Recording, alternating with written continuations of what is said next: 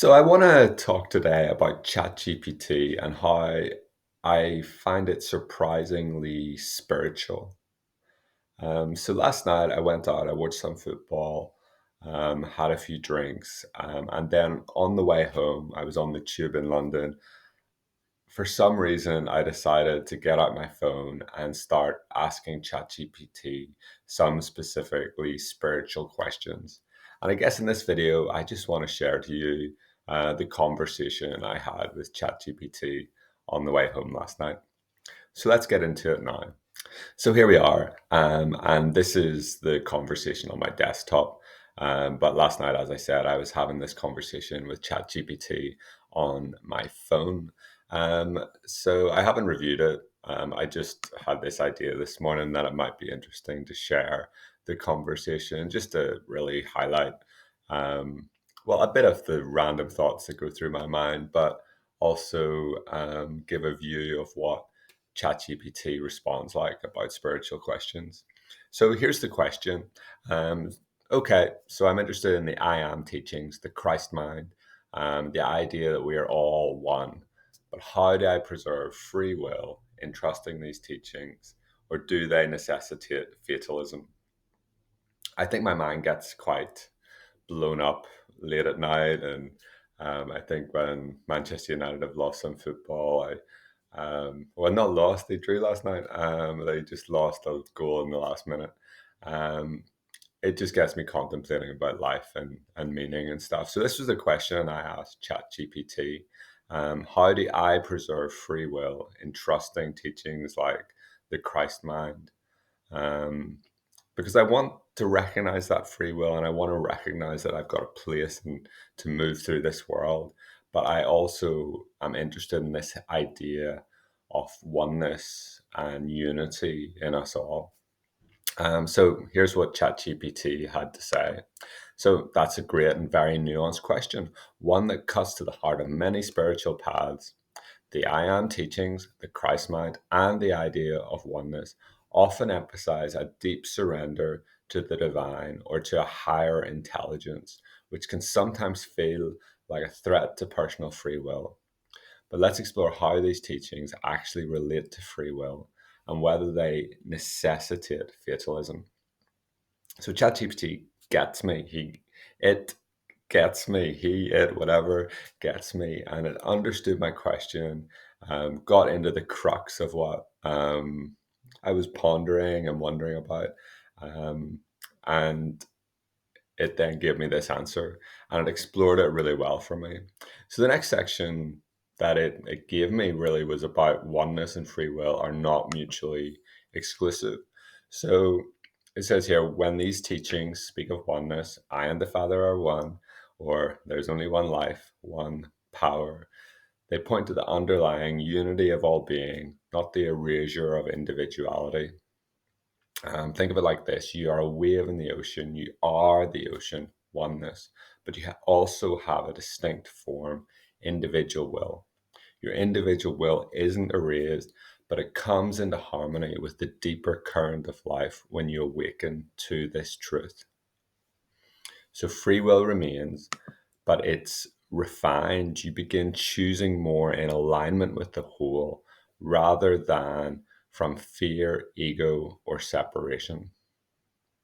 So free will remains.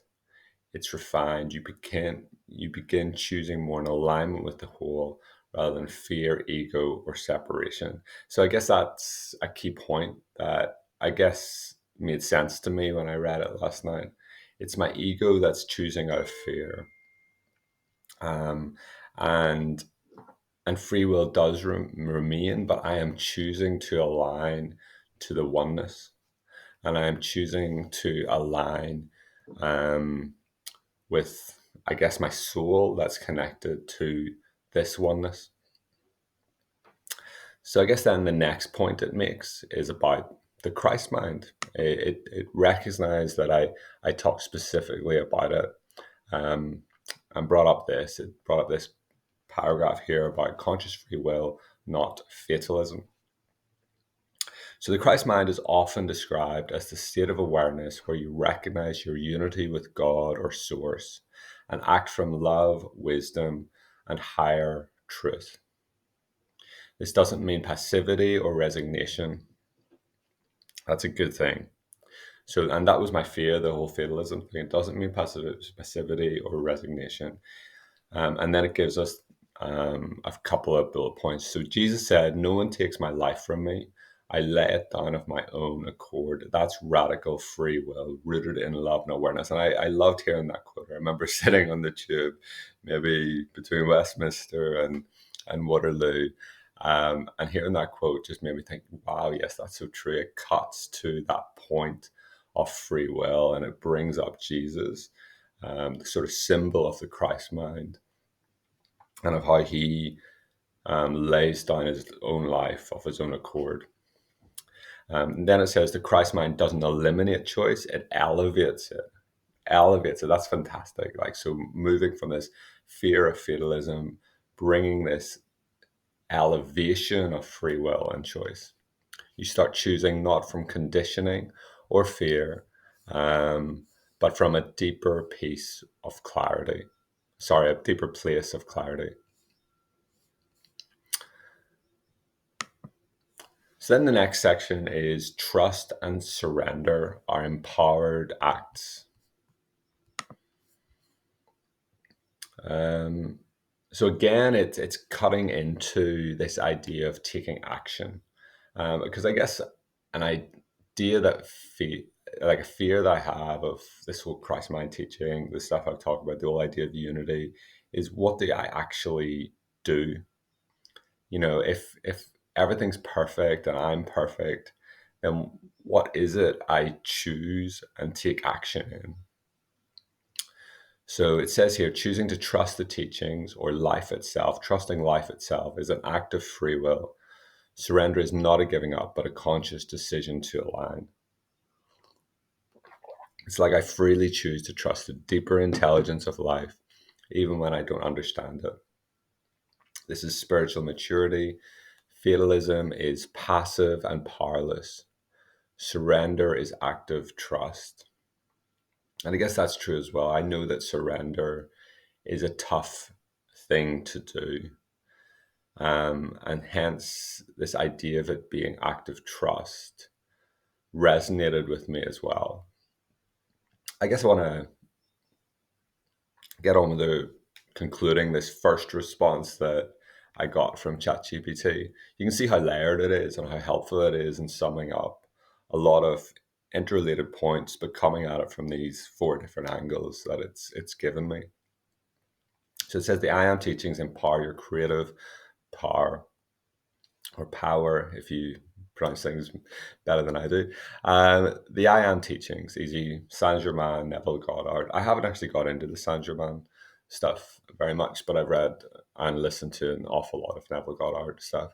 So these I Am teachings emphasize that what you claim with I Am becomes your reality. And this is the opposite of fatalism.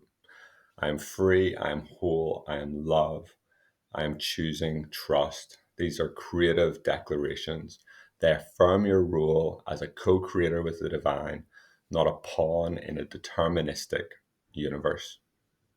So we claim these things and they become our reality. So again, that's talking about our creative power and our ability to influence the world. So it's encouraging again to the crux of the point and in the question that I asked right up at the start. So let's just remind ourselves of the question. So I'm interested in these teachings, but then how do I preserve free will? Or do they necessitate fatalism? So to sum up, you have free will in these teachings, respect and deepen it.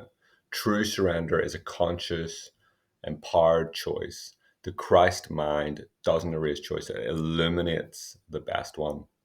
Fatalism comes from fear. These teachings invite you into love-led trust. So that meant a lot to me when I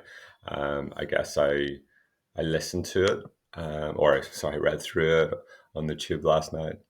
But I didn't leave it there. I wanted to ask some follow-up questions. So The next question that just came to mind, having read through that quite quickly in a little bit of a foggy mind, having had a couple of beers, I then asked a follow-up question that you can see on the screen just here. Um, so I asked, would you like, no, so sorry, it asked me actually, would you like to explore how to integrate these teachings practically in daily life without losing your sense of agency?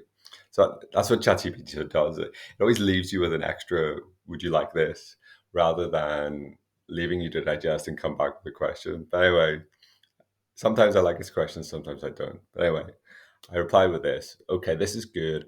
However, follow-up question. So here's my follow-up question. Some of these teachings suggest that in reality, we do nothing to realize our true being. We do nothing. And our true being love, happiness, bliss, peace, fulfillment. Shout out to Joseph Rodriguez, who always summarizes our true being as that. Um, And all of this kind of suggests no technique, no practice to manifest true being. And so I want to understand how you understand that. That's my question to ChatGPT. So ChatGPT, encouraging as always, says, yes, beautiful follow-up. This is one of the most paradoxical and profound aspects of non-dual teachings. Here's how I understand it, and maybe it will resonate. So I guess thinking about my question is, okay, so there's no technique, there's no practice, there's nothing I must do. So that is sort of part of why I asked the question in the first place. If there's nothing to do, what do I do? Uh, you know what I'm getting at? So ChatGPT's layered response is, you do nothing because you are already that. Yeah, so you are already love, happiness, peace, bliss, fulfillment. In the deepest non-dual view, such as in Advaita Ramana Maharshi, I Am That by Nisargadatta. So to be honest, only one of those three I know is Ramana Maharshi. Your true nature is already present, complete, and untouched. You don't become peace, bliss, or love. You already are that. Underneath the layers of identification with mind, body, and conditioning. So when these teachings say do nothing, they mean stop trying to become what you already are. So I am already part of the divine. I am already all being, all love, all fulfillment. So I don't have to become what I already am. So it says again here that the doing they discourage is efforting from ego. The belief that I, the separate self, can achieve enlightenment if I do more, fix myself, meditate harder, etc. So that means a lot to me because I know I've always tried to like fix myself or achieve more or even achieve enlightenment or meditate better, all these sort of things. Often this can be efforting from ego. So the teachings are encouraging us to um, recognize who we are as one deep within. So the second point then, no practice needed, but some practices help. And I found this when I read it last night helpful because it didn't just say don't do anything. It said, oh, maybe there are some things that may help. So, and it calls it a paradox because it kind of is paradoxical. From the ultimate perspective, there is nothing to do because we are and we are perfect. From the relative perspective, you believe you are not that. So you may need practices that help you unlearn, release, or relax into truth. And I think that is helpful for me. And maybe it's helpful for you if you also ponder these questions. So it's like you're already home, but you're dreaming you're lost. No need to run, just wake up. So practices might help us to wake up. And I guess the suggestions it gives are self-inquiry, presence, devotion, breath, silence. So definitely Jeshua of the Way of Mastery teachings would suggest self-inquiry, presence, breath to support us. in this wakening up. It says here it helps you become lucid in the dream. I guess this is the dream of life. But it's good to be aware as we walk through this dream of life that we are the I am beyond it. So practice becomes kind of graceful contradiction. That's a good phrase, actually. Graceful contradiction. It's not needed to become what you are, but it can help you recognize what's already true. So I hope you're enjoying this. There's a lot of layered points. So number 3 here that he brings up is, or ChatGPT brings up, is realization is not caused by practice. It's revealed in stillness. Let me think about that. Realization is not caused by practice. It's revealed in stillness. Yes. No practice causes realization. It's more that certain conditions like stillness, surrender, presence allow you to notice what's already there. And that's true. Like when muddy water settles and becomes clear, not because you stirred it the right way, but because you stopped stirring. Yes, I need to stop stirring up my life and I need to rest and be still. And in that realization arises, or I become aware of the stillness that was always there. The you that wants to do something is the illusion. So this me, my ego, is the illusion. This is key. The teachings challenge the separate self, the doer that believes it must strive for truth. When the idea of I must do something, become enlightened, dissolves, what remains? So what remains when this idea of doing and action is presence, being, peace, you. So when a teacher says do nothing, they're inviting you to let go of the one who is trying. Yeah. I actually felt that, the sense that I try a lot. And I think a lot of us try in life and we want to fix things, we want to move forward. But we're being invited to let go of the one who is trying. And in that letting go, you notice that that what you've been seeking has always been here now. So then ChatGPT sums it up. My take, a paradox to be lived, not solved. You don't need techniques to be what you are, but practices can help you see through the illusion that you're anything else. It's like clouds parting to reveal the sun. It was never gone, just obscured. So a paradox to be lived, not solved. So then after all of that, and maybe I'd been getting towards London Bridge at this point, ChatGPT come back with, would you like a simple reflection or question to explore this experientially, not as a doing, but as a noticing? Because it also knew that it didn't want to give me something to do. So it's a good question when you think about it. So I just said yes. Beautiful. Here's a simple yet profound reflection you can use, not as a technique to get somewhere, but as a gentle noticing of what's always here. So I guess I'll share this practice that it offered. It's nothing dramatic. It's probably something you've seen something similar of before, but I'll share it with you all now. And you might want to consider doing it. So this is the I am noticing practice. So one, we sit quietly, allow yourself to be still for a moment. Gently bring your attention inward and notice the simple sense of being. You exist. I exist. Ask yourself silently or aloud, what is always here even when thoughts and feelings change? Just let the question hang. No need to answer mentally. Notice that you don't have to think to be. You already are. Feel the sense of I am, not I am this or that, but just I am.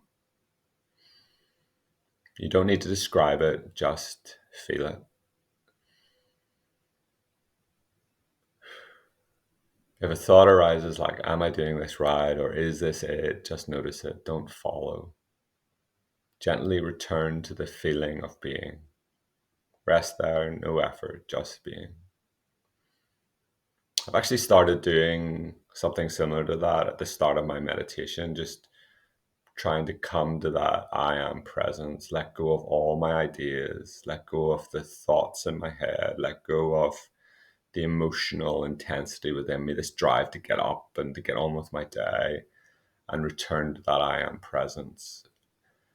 And I find it quite helpful to anchor myself there at the start of my day, um, and recognize that there is nothing I must do.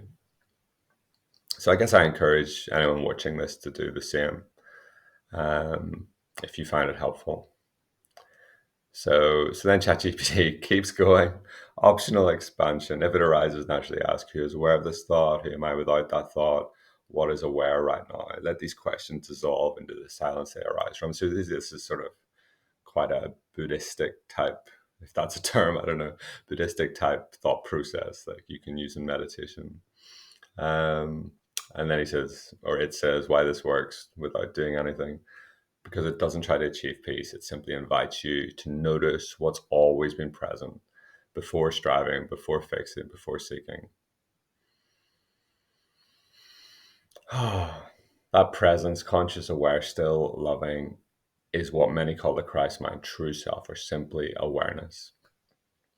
So it says, feel free to play with this, especially when you're feeling the impulse to search, to figure it all out. Often, peace arises in the soft pause. So I guess I just kept going. I just thought, why not keep going? So the next question I asked was, so how should I approach my day, keeping all of this in mind? Because I guess that question for me is about, we've got so much going on in our days, and I want to be united to the Christ mind. I want to live from that place and flow in life. So give me some support in how to bring this into my day-to-day life. So we'll keep going here. You're welcome. And what a beautiful, grounded question. It's so encouraging, ChatGPT. Here's a gentle way to approach your day, keeping these teachings in heart and mind, not as a burden of doing spirituality right, but as an unfolding presence through your ordinary day. I sort of forgot about this part that I got last night. And I guess I'm sure it's helpful. Maybe I should keep it in mind today. Start the day by reconnecting with being. Before the mind jumps into planning or checking your phone, take a few breaths and tune in. I am. I don't need to be anything. This moment is already full. So one of the teachings from Jeshua, from the Way of Mastery, was need do nothing. Need do nothing. I need do nothing. And so it's good to remember that. Just 10 to 30 seconds of remembering being can shape your entire day from peace rather than pressure. There's a bit of background noise outside, so hopefully you can cope with it. Anyway, we're about to sum up quite soon anyway. So let presence walk with you. As you go about your task, return to the awareness that sees it all. And be gentle with the doer. When the inner I must fix, improve, control everything voice shows up, don't make it an enemy, smile at it. That's good. Use simple anchors of awareness. This is quite helpful. I remember reading this last night. You can weave these into your day. Am I aware? Let it be. Just ask yourself when they come, when you need to bring them up, when they feel useful to ask or to acknowledge. And close the day with gratitude from presence. Not performative gratitude, just a few seconds of it. So thank you for this day, even if it was messy, it was sacred. It seals the day in awesome love, letting your nervous system settle in truth. How encouraging is ChatGPT? Um, Live your life, but let it be soaked in awareness. Don't try to hold on too tightly. Let truth hold you. Present isn't a goal to reach. It's the space you're already in. Um, so that was the crux of the conversation with ChatGPT. You can see it even said, "Can you create a daily reminder?" Yeah, there's so much.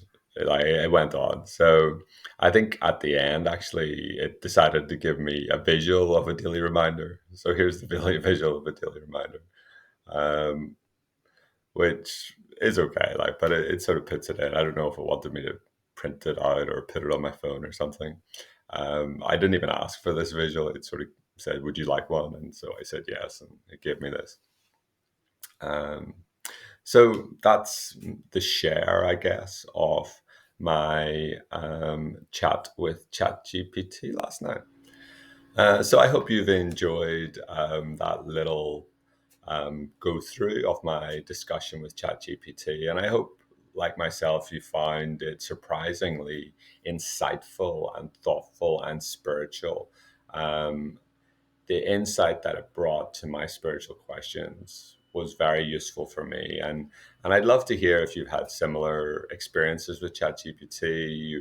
You've found it just as useful in providing to you support with ideas about spirituality. I think it, because it has so much information that it pulls in from, it can give incredible summaries of some really complex teachings and also pull out some of the most important key points. So, yeah, thanks for putting up with the background noise. Thanks for being here with me today. Um, this video has been a bit different from some of my recent ones. I'd love to know if you enjoyed it. Um, I just wanted to, I guess, do something a little bit different, reflect on something that had meant a little bit to me. Um, and yeah, feel free to subscribe if you've not done that before.